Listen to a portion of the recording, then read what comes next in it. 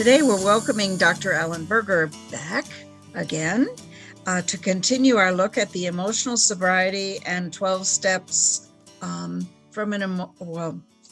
looking at emotional sobriety from the 12-step standpoint. And Alan is going to give us his take on step one, the principle and the core value of the emotional sobriety.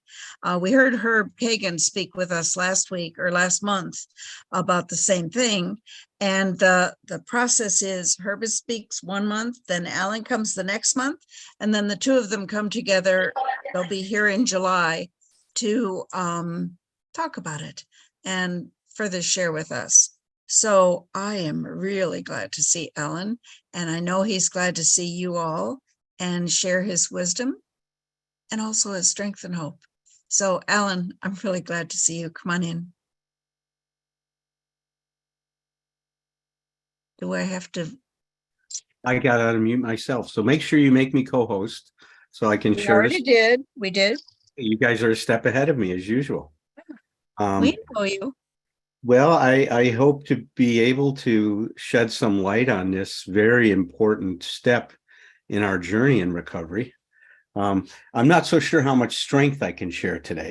As you know, Susie, I've been going through a lot and in my own personal crisis in many ways. Not going to spend a lot of time talking about that, but talked about that elsewhere. So, but I will share my understanding of what's going on with this step, how I've looked at it after being in this program for almost 52 years now. So this August, I'm coming up on my 52nd birthday. And I'm just really glad to say that I've just spent a whole week dealing with this personal crisis I'm facing with my sponsor, Tom, in Hawaii. And he's the gentleman who brought me in the program back in 1971. So that's the kind of relationships and that can be cemented and developed in this program. I mean, my God, I don't think there's anybody on this planet that knows me better than Tom. And it was very, very helpful and helped me get grounded and helped me face the challenges that are coming down the pike here. So, and I appreciated all the support. I know many, many of you that are here have reached out to me and gave me well wishes. And from every one of you, I appreciate that from the bottom of my heart. So let's jump right into step one and talk about this. And you know, Susie, I don't mind if you want to say more about the personal crisis, if you wanted to write something in the chat while I focus on this. But if I start talking about that, I'll cry for the whole hour and a half. And I'd rather share with you guys what I want to talk about. So if you have questions, Susie might be able to answer some of those. Well, let's go ahead and get into talking about the 12 steps here and emotional sobriety. And to begin this, I just want to take you through a little bit of a journey, you know, into putting this in context, right? I think the context of this work that we're doing and that Herb and I are trying to bring to you is important. So it's very, very, I think, essential to our understanding of what is happening, how the steps are impacting us and how they're changing us. They're changing us in the direction of discovering and achieving emotional sobriety in our life. Now, people will say, well, God, Alan, you know, when you say that, you're not saying that the purpose of this program is to help you find a loving God as you understand it. I get that. I understand that it's wrong, but that loving God is in service of helping us find a way to achieve emotional sobriety. Let me close my door. My dog is barking. Hold on 1 second. Rocky, stop. Maddie.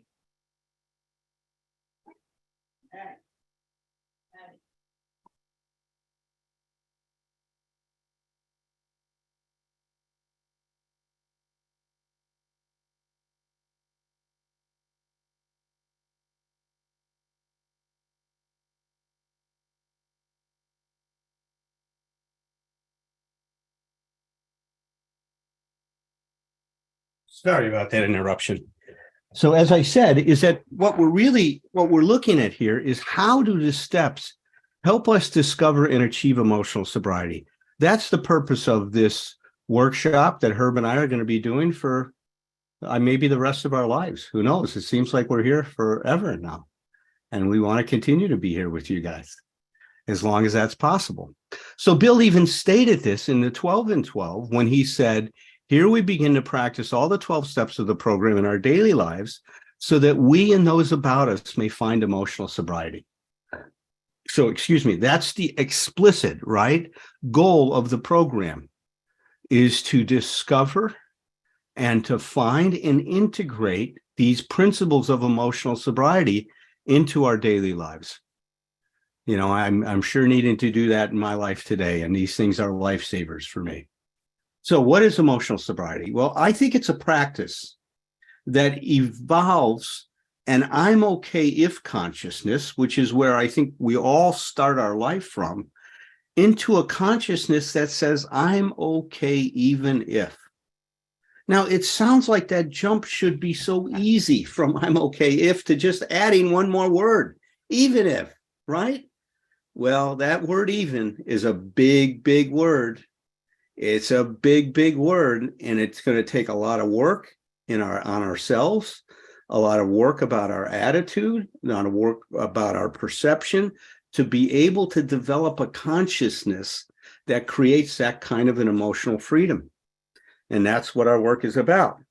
So Bill's most comprehensive definition of emotional sobriety, was defined in a letter he wrote in he actually wrote the letter in 1953. Somebody told me, I've got to correct that.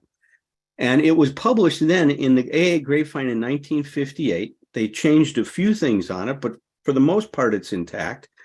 Titled The Next Frontier Emotional Sobriety. And I'm just going to take a couple snippets from this just to define emotional sobriety. So Bill describes emotional sobriety in this way. He calls it real maturity and balance in our lives, which is to say humility in relationship with ourselves, other, and with life, and with God. I add it with life in it because I think we need to include that this maturity and balance needs to show up in every area of our life, in relationship with ourselves, in relationship with the problems that we encounter in life, the challenges we get, in our relationship with other people, and our relationship with life when life occurs, when life sets challenges and tasks before us that we have to deal with, and with our relationship with our God or a God of our understanding. This is the way he said it. I think many oldsters who have put our booze cure to severe but successful tests still find that they often lack emotional sobriety. Perhaps they will be the spearhead for the next major development in AA, the development of much more real maturity and balance, which is to say, humility, in our relations with ourselves, with our fellows, and with God. So this was the second time I could find the phrase emotional sobriety. He first used it in the 12 and 12. I'm certain when he talked at meetings that he was using that phrase quite often. Then he defines it, right, as hoping that it would spearhead the next major development. Well, it did not do that in the 50s. I think we are seeing evidence that we're getting towards the tipping point now, thanks to Patrick and all of those of you who have put this workshop together, thanks to the workshop I do on every Thursday evening. I'm sure that link will be put in the chat, but it's at a god-awful time for all of you in Europe and stuff like that. But all of the first 30 or 40 minutes of discussion in that meeting are posted on a YouTube channel. So they're video archived, and there's over 100 videos, which is a great, great, great resource for people. But he was hoping it would be the next major development. It didn't happen. And what he says is this emotional sobriety is a development of much more real maturity and balance in our life, which is to say humility, right, in our relationships with ourselves and our fellows God. But what is real maturity? Let's focus on that in balance. Well, real maturity is best defined as a transcendence from environmental support to self-support. We all start our life highly dependent on our environment, 100% dependent. When you are conceived inside your mother's, uterus, you are 100% dependent on her for everything that you need to grow and develop. She provides you with oxygen, with nutrients, with a safe place to grow until you're born. The minute we're born, yes, the umbilical cord is cut, but what does that mean? Well, it means our first act of self-support is to be able to breathe for ourselves. Now, it's very interesting how breath work becomes such an essential part of dealing with like anxiety, trauma. I mean, all kinds of work. It seems to all go back to our breath work. I think it goes back to that because that reminds us that we have the ability to support ourselves. We can breathe oxygen in and blow out the carbon dioxide that's created from how we process that oxygen. That's how we support ourselves. And that's the first example, the first experience is a better word for it, of self-support in our life. Well, we are hardwired to do that. Unless a child is neurologically impaired, you don't have to tell a child to breathe. You might have to kickstart it by smacking them on the butt a little bit or clearing some of the junk out of their throat. But that child wants to support their life. Excuse me.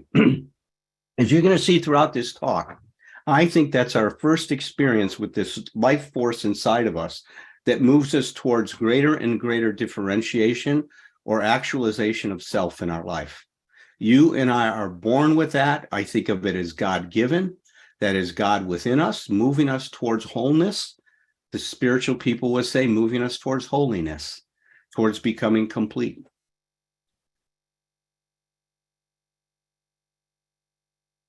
Suddenly, I realized what the matter was. My basic flaw had always been dependence, almost absolute dependence on people or circumstances to supply me with prestige, security, and the like. Failing to get these things according to my perfectionist dreams and specifications, I had fought for them. And when defeat came, so did my depression.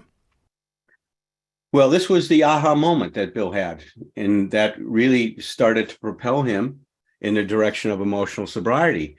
He realized that he was highly dependent on environmental support. Once again, totally appropriate when we're children and infants and young adults or adolescents. But as we become adults, we need to learn how to provide some of these things for ourselves and not be overly dependent on those around us. So he saw that his basic flaw had always been dependence. He called it almost absolute dependence on people or circumstances. Supply him with prestige, his self-esteem. His self-esteem was an other validated self-esteem. We know, and if you've been tuning in on Thursday nights, that true, authentic self-esteem is your evaluation of yourself, not how other people think about you, whether they think you're great or not, but it's your reputation with yourself, the evaluation that you have of yourself. So that's real self-esteem. So security, emotional security means that people will do what I want them to do when they want to do it so that I feel okay in life. People will protect me and take care of my needs even when I'm not taking care of my own and the like. When these things didn't happen according to his perfectionist dreams and specifications, well, those perfectionistic dreams and specifications came from a lot of his unconscious adaptation to the challenges that he faced in his life growing up. You see, one of the things we will do that Dr. Bowen, Alexander Lowen said, not Bowen, but Lowen, he said, if we have a trauma in our childhood, which I think we all do, that either impacts one or both, one, our emotional security or our sense of self-acceptance. So if our trauma does either of those things or both of those things, I think any trauma that would do one would do the other, by the way. He says we are going to require that our future reverses the experience of our past.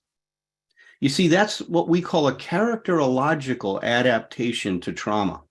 Because if I require my future to change it, then I have hope that my life can be different. Because if not, I'm just going to fall into a terribly deep depression and be hopeless.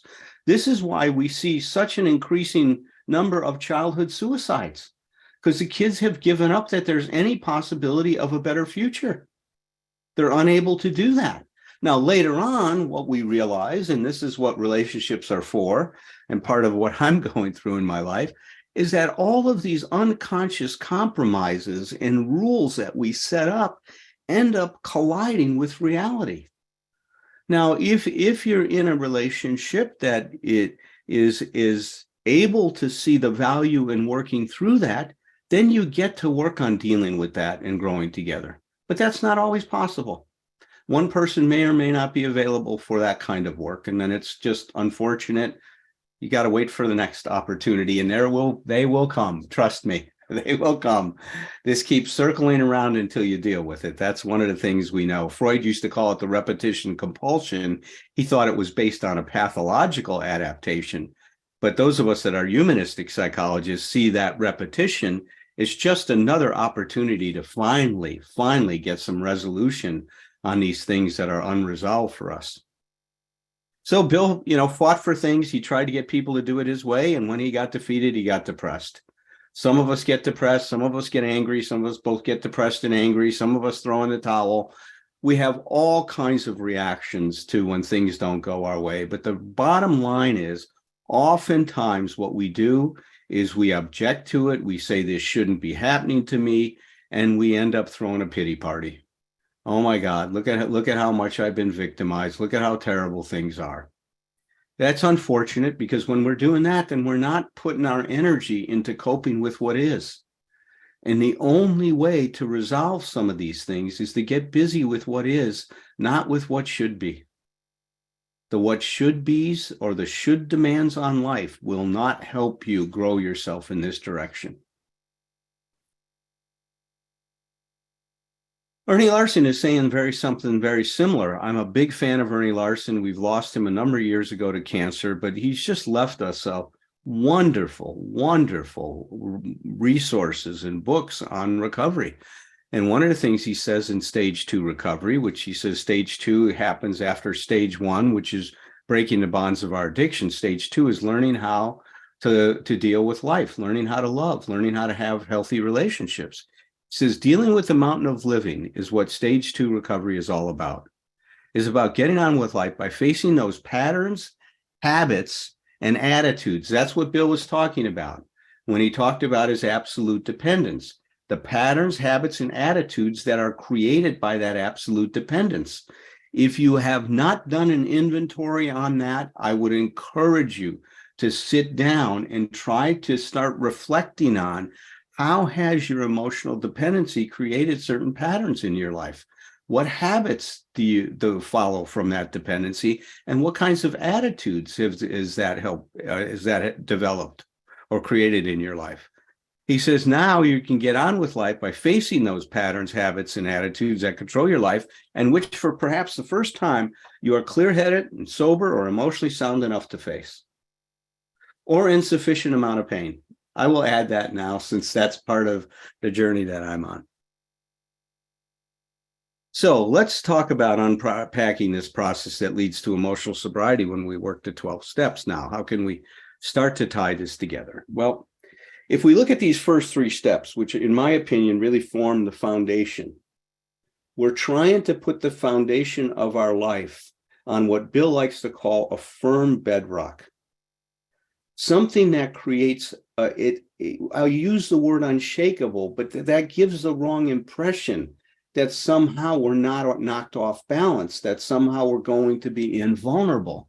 I don't mean it that way. I mean, when I say unshakable, is that even though you get knocked off balance, you have the ability to recover that balance. That even though something may hit you and knock you to your knees, which is where I've been now for several weeks, that I'm still finding a way through that. I'm still, as my good friend Tom Catton said, is staying clean and sober sometimes is about not drinking and using when it would make a lot more sense to drink and use. Right, a lot more sense. I've been there. I had some very dark nights. So what happens in step 1 is we're going to see that we start to wake up.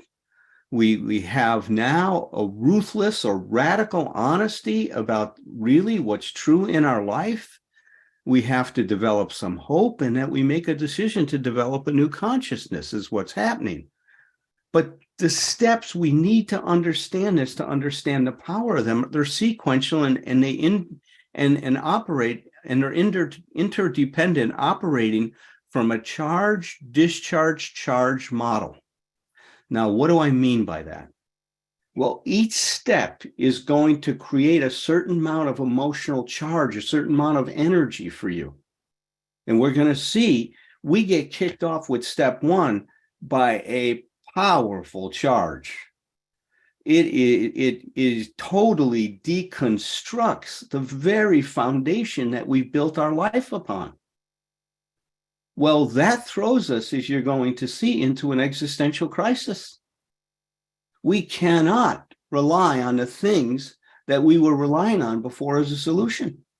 It's as though somebody saw us out in the water floating on a pretty soggy life preserver, and they're going to say, all right, well, step one is we got to get that soggy life preserver out of your hand. So I'm going to pull it away from you. Well, guess what? If that's all you've been holding on to and you don't believe there's anything else, you're not going to let go of that thing. That's why lifeguards do not swim near you. They hand you a life preserver. They don't let you grab onto them, right? They do not, right? For that very reason. So that charge that happens in step one, this incredibly powerful experience, now sets us up. It's almost like we're marinating, right? So we're getting tenderized for step two. And then step two resolves that charge. It discharges it and resolves that charge that was created. It's discharged in step two, and now a new charge emerges, which then moves us on to what's next. That process of this energy, needing to be resolved, then getting resolved, and then creating a new energy propels us all the way through the steps. It's an incredibly powerful experience if you've worked them.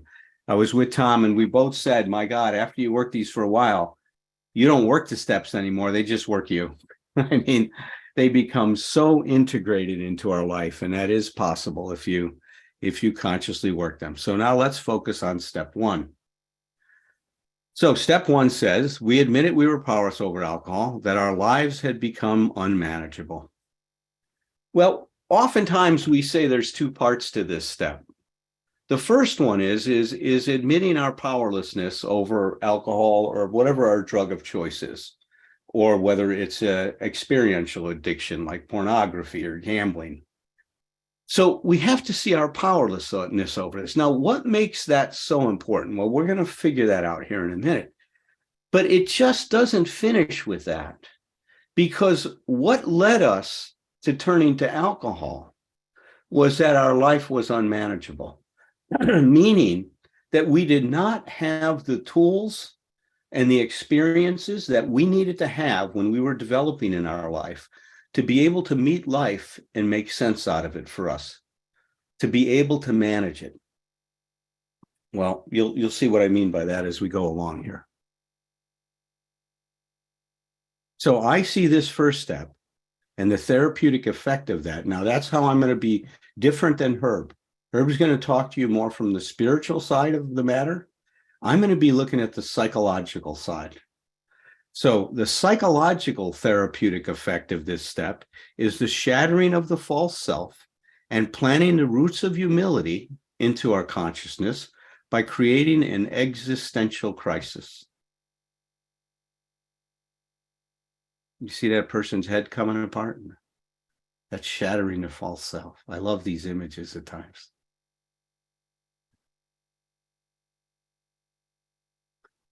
Bill Wilson said this: we must awake or we die.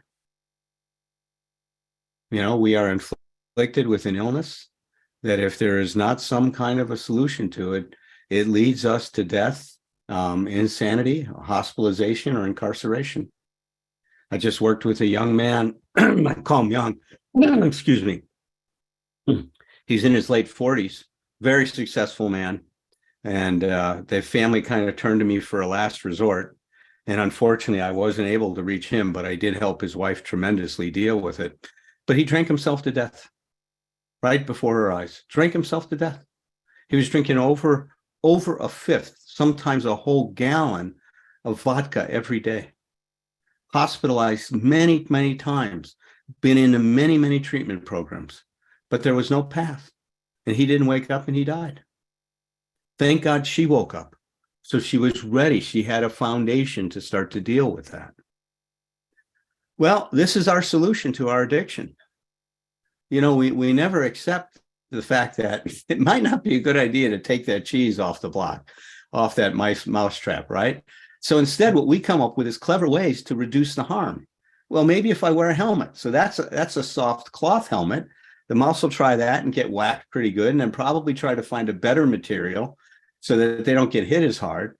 But we never think that, you know what, we don't need to cheese. We don't need to do this to ourselves. That's why some people are even describing alcoholism and as drug addiction as a failure to protect ourselves, that it's a safety issue, that our sense of self is so damaged, our self-esteem is so low, we don't see ourselves worthy of looking out for our best interest. Well, it's a sad state of affairs. Any of us that have been in that rat's position know what's going to happen next. It's all happened to us every time, over and over again. So what happens with step one here? Well, Bill says it this way: change begins with this admission and awareness. We're going to talk about that the change that happens here is a paradoxical one, and I'll define that in a minute. But he says few people will sincerely try to practice the program unless they've hit bottom.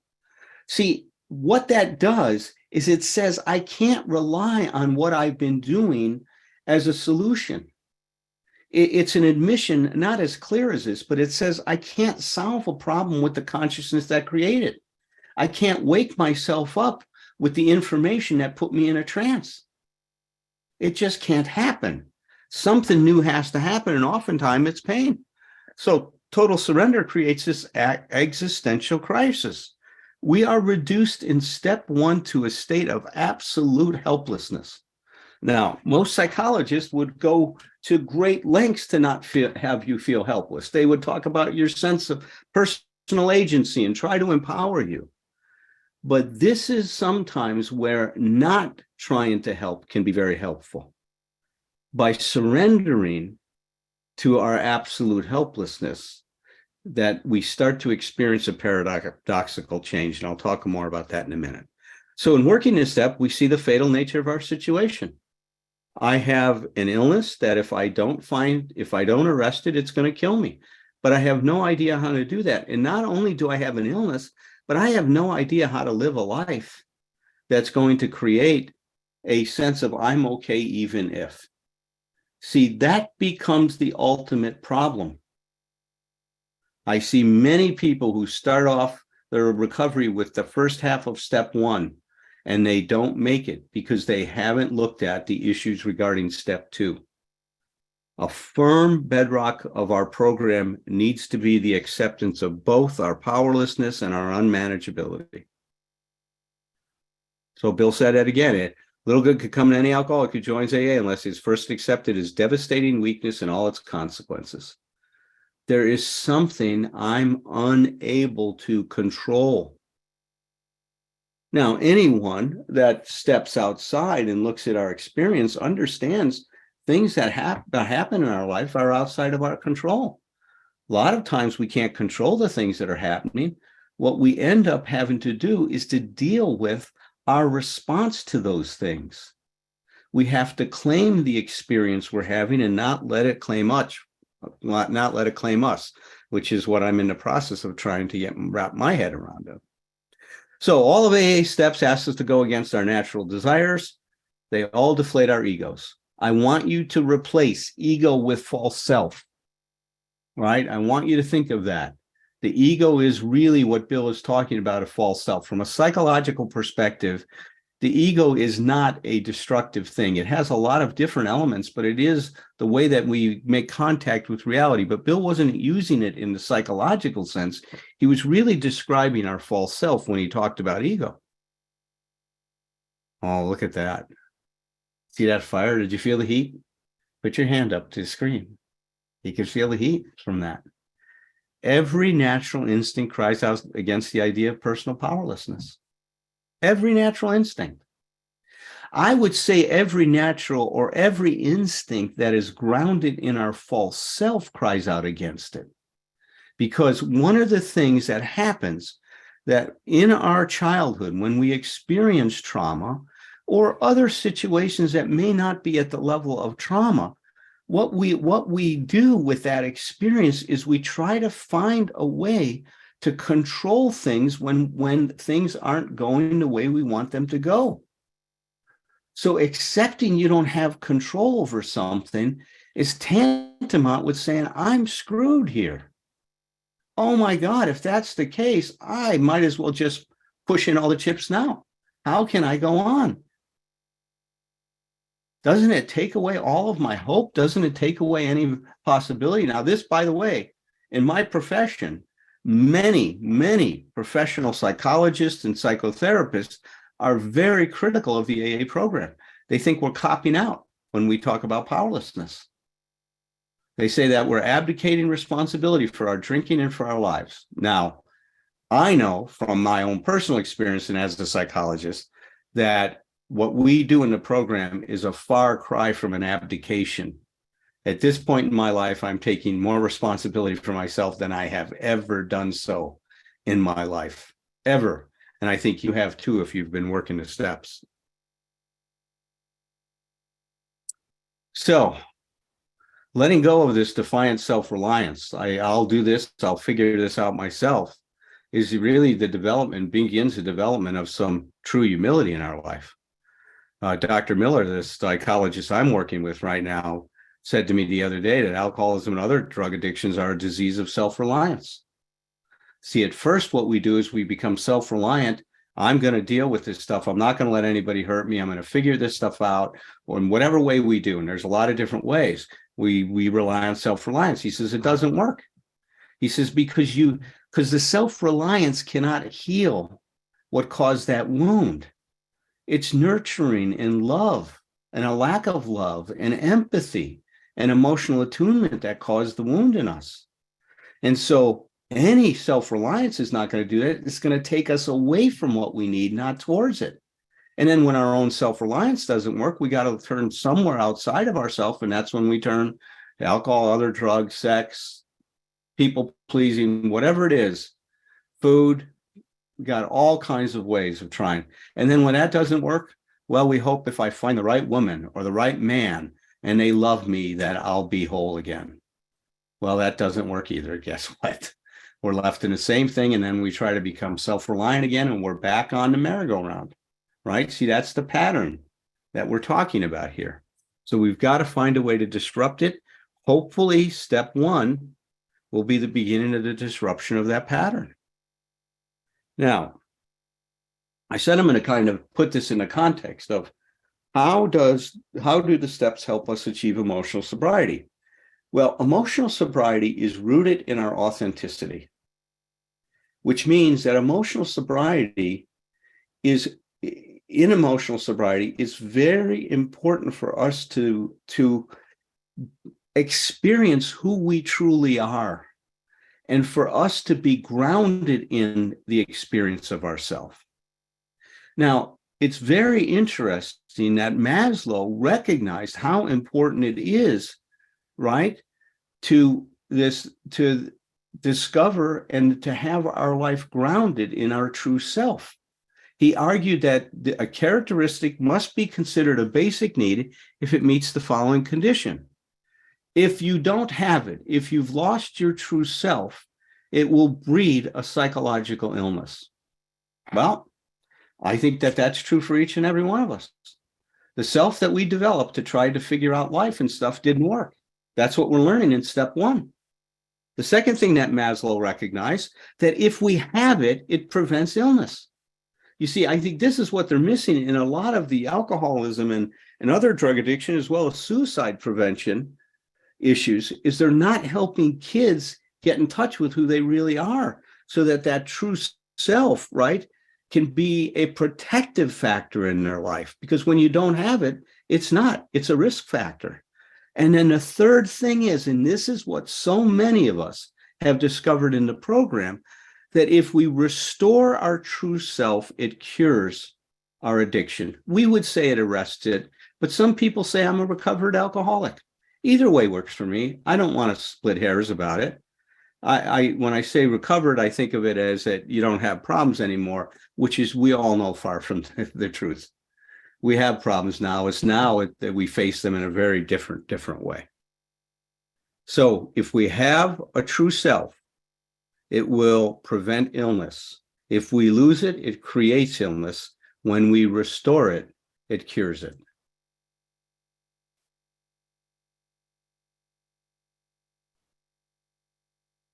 Now, this is the observation that Sigmund Freud made, and he's made many contributions, some of which I disagree with, but this one is very important. And he talked about the discovery of the unconscious and its impact on our life. He said, we are being lived by the forces within ourselves. We are being lived by those. We are going to continue to be lived by these forces until we become conscious of those. Trust me, that consciousness happens at different levels. I've done a lot of work on myself. I'm only now seeing some things that I had a blind spot to that are being revealed to me quite starkly and quite painfully. But thank God they're being revealed. So maybe before I pass on this world, I can be open to receiving love from a partner and also giving the kind of love I'd like to be able to give. So we're going to talk about what happened. What was the experience we had now that took us away from developing our true self into developing a false self? This is one of my favorite authors and psychologists. I think she's an unheralded genius in the world of psychology. She made direct contributions to the development of Gestalt therapy. I'm a Gestalt therapist. And she goes through a variety of adverse influences. A child may not be permitted to grow according to his individual needs and possibilities. Now think about that. Well, what are some of these influences that happen? Well, I can give you an example on just one, but I'm just going to touch on one thing. There's many things that we could talk about because it's really a intersection, if you will, of all kinds of forces that interfere with us growing according to our individual needs and possibilities. Let's say my little 5-year-old, Cece, comes home from school and walks up and says, Daddy, look at what I did at school today. Look at what I drew. Now, if I wanted to be a good daddy, you know what I would say to her, based on what most fathers are taught today? Honey, that is terrific. It's outstanding. Thinking that if I give her positive feedback, I'm reinforcing her self-esteem in a good way. Well, I am reinforcing something. I will argue with you that I'm not reinforcing true self-esteem. I'm reinforcing an externally based self-esteem. So when Cece goes back to school and she's sitting there writing the next day, she's thinking, how is Daddy going to like this? Is he going to be excited about this one? Well, what if she comes home and I'm not in a good mood and I don't applaud what she did at school? What happens to Cece? Well, she's disappointed. She may be crushed. She starts to think about, what did I do wrong? How come Daddy's not happy with me now? Well, let me see. Maybe I could do something that's going to get Daddy happy with me. So you see what I've done by once again, not a bad intention, a good intention to reinforce her self-esteem. I've made her think about what matters to me rather than for her to think about what matters for her. Let's say Cece comes home, and this time I've listened to Dr. Berger's lecture. She walks in the door and she goes, Daddy, look at what I've done today. And instead of saying how great it is, I look at her and I say, wow, I can see that smile on your face, sweetie. You really enjoyed what you did in school today. You sound like you're very proud of that. What do you like about it? What did it mean to you when you were doing that? How did that make you feel? And then at the end of it, I say to her, what do you want to do with that? And you know what, honey? It's important to do things that make you feel good inside like this did. She goes back to school after that, and what does she think? How do I like this? Now, did I permit her to grow according to her individual needs and possibilities the first way? No, I took her away from herself. And so much happens. Maybe it's my leftover, hallucinations from all the acid I dropped early on in my using days. But I think there's a conspiracy against us developing our true self. I really do. I don't think we know how to do it. I think society doesn't encourage it, especially in the culture I live in. This culture that's so much based on having and not on being. It takes us away from who we are and focuses on what we have. There's so many things, and I can get so sad about all those things because they damage us, they traumatize us. Even if we don't have any specific trauma, I would just traumatize Cece if I did that to her, let alone the other stuff that's even more directly traumatic, right? Okay. So as a result, the child does not develop a feeling of belonging, of we, but instead of profound insecurity and a vague apprehensiveness. She used the term to describe that basic anxiety, a fear that I'm not going to be loved, that I'm not going to be accepted, that I'm not going to belong. My God, the trauma I'm dealing with now I see so clearly how damaged I've been with this and how self-reliant I've been my whole life. So the cramping means we implode with it. It's cramping. It's not an expansive pressure that opens up possibilities. Now we have to kind of circle the wagons. The camping pressure of this basic anxiety prevents the child from relating to himself or herself and others with the spontaneity of real feelings and forces that child to find a way to cope with them. Self-reliance.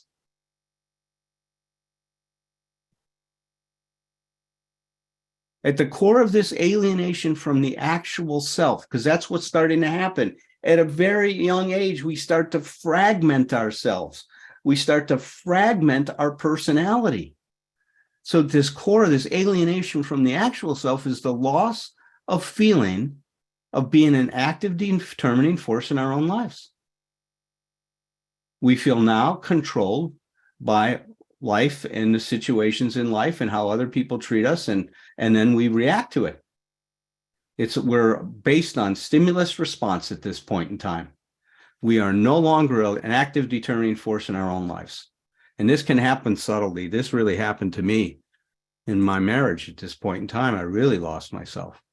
So the energies driving towards self-realization are shifted to the aim of actualizing the idealized self.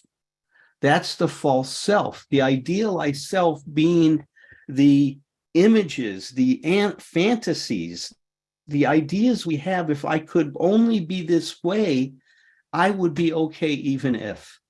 That's what we think the idealized image is going to do. But because it's conditional, you can't get to I'm okay even if. It's an impossibility. So when the real self is locked out or exiled, one's integrating power will be at low ebb. You need to be able to integrate your experiences to grow towards what you can be, to become whole, to become more differentiated, to be able to stand on your own 2 feet in life. If you are unable to integrate your experiences, you are going to be fragmented in your development as a person. The more fragmented you are, the more fixed your behavior is going to be, the more rigid it's going to be, and the more stereotyped it's going to be. It's not going to be spontaneous. It's not going to be real. You're going to be worried about being a certain way so that you're liked and okay, or getting people to feel a certain way about you so you can be liked and okay. That's how we get lost. Fritz Perls said it a different way, but it's the same idea. And he ended up a patient of Dr. Horney for a period of time. She analyzed him. He goes, many people dedicated their lives to actualize a concept of what they should be like rather than actualize themselves. This is, again, the curse of the ideal, the curse that you should not be what you are.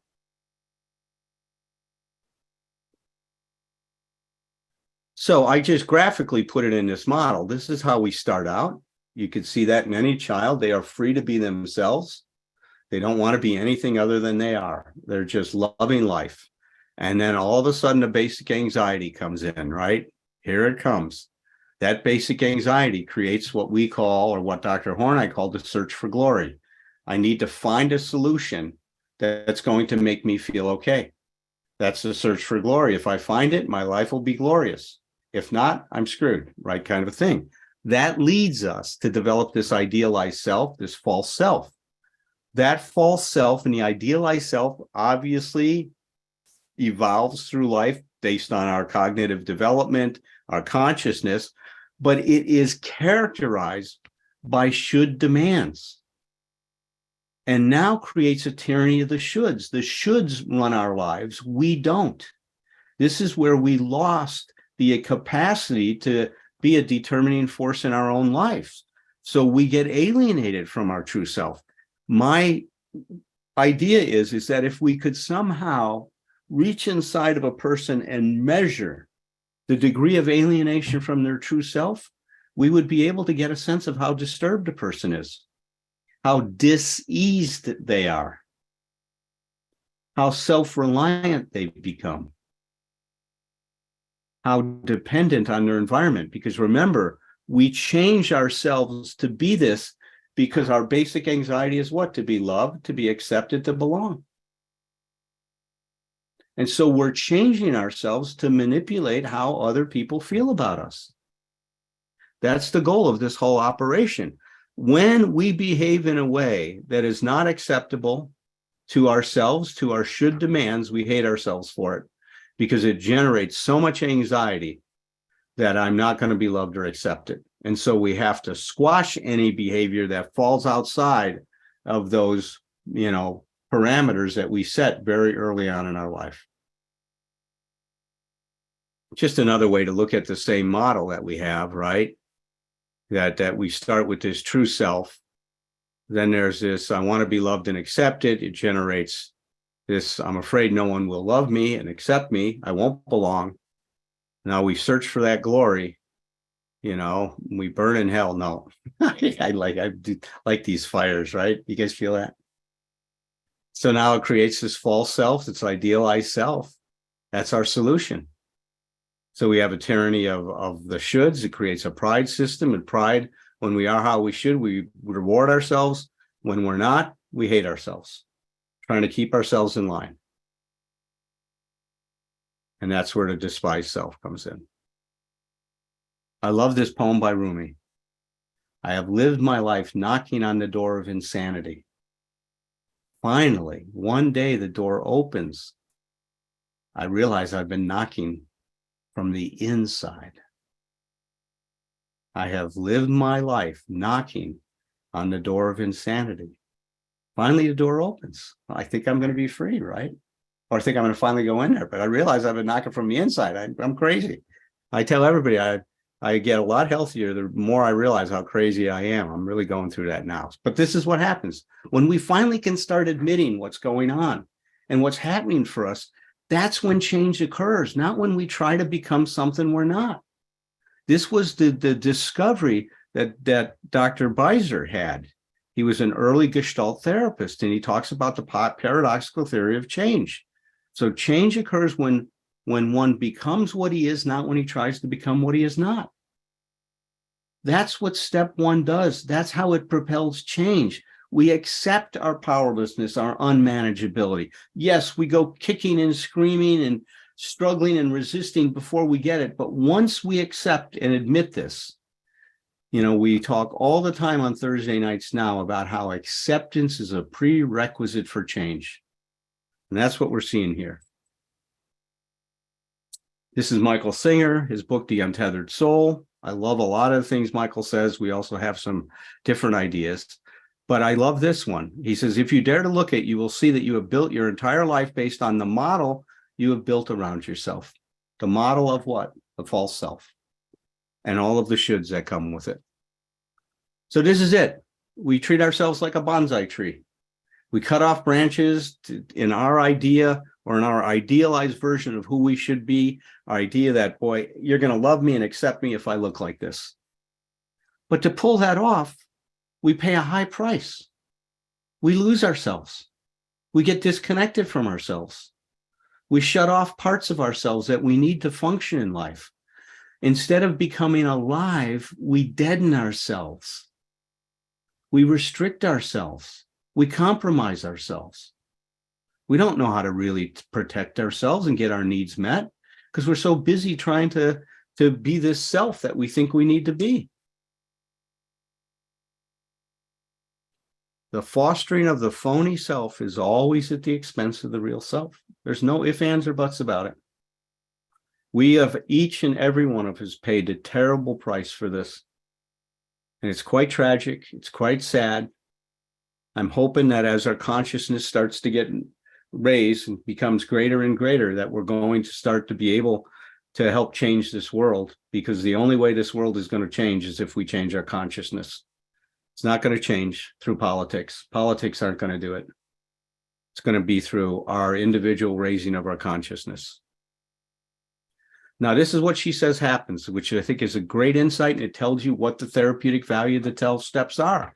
She goes, the therapeutic fact in the disillusioning process. Now, the disillusioning process, it means no longer believing that your false self and the way that you've been living your life is the solution, that you become disillusioned with it. This disillusioning process becomes very important, whether it's in terms of our relationship with ourselves.